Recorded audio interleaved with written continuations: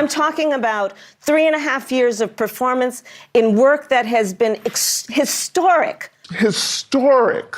So I'm not going to spend all night with you talking about the last 90 minutes. Kamala Harris has a mini meltdown when Anderson Cooper grills her after the Biden-Trump debate. I'm Rob on the right. Let's go take a look. The president's performance tonight clearly was disappointing for his supporters. CNN is reporting Democratic lawmakers watching the debate were worried about the president's performance. One said it was a disaster. Another called it a train wreck.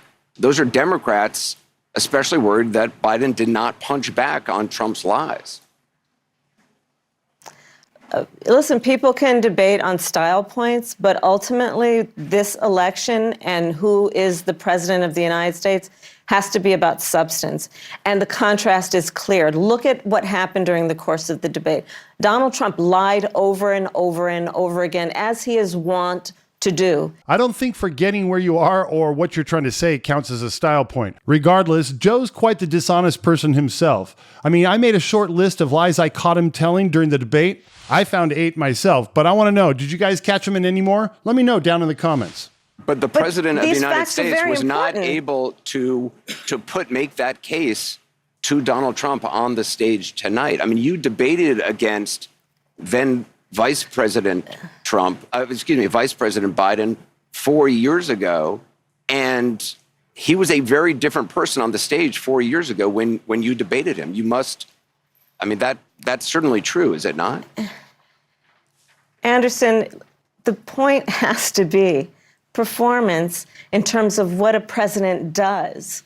A president who incites an insurrection against the Capitol. No, but I got the point that you're making about a 1.5-hour debate tonight. I'm talking about 3.5 years of performance in work that has been historic. Historic. So I'm not going to spend all night with you talking about the last 90 minutes. I wouldn't want to talk about the last 90 minutes if I was her. I'm sure she was pretty terrified. Listen, if you think Kamala Harris is a total joke, hit the subscription button and notification bell. It's the only way you'll know when I upload a new video.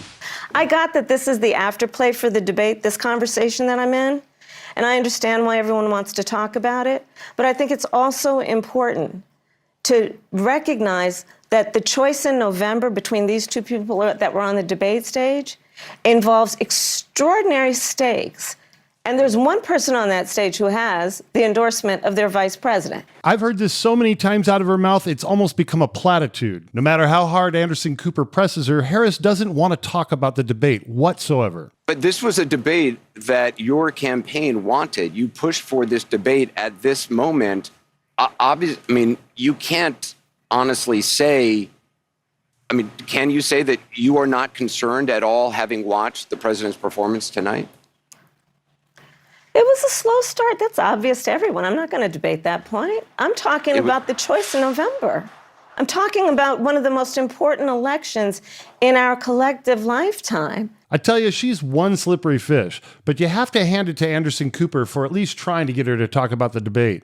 And if you missed it, you should check out my highlight reel right here. Seriously, there's some really embarrassing moments in there. Check it out. And if not, see you around the campus.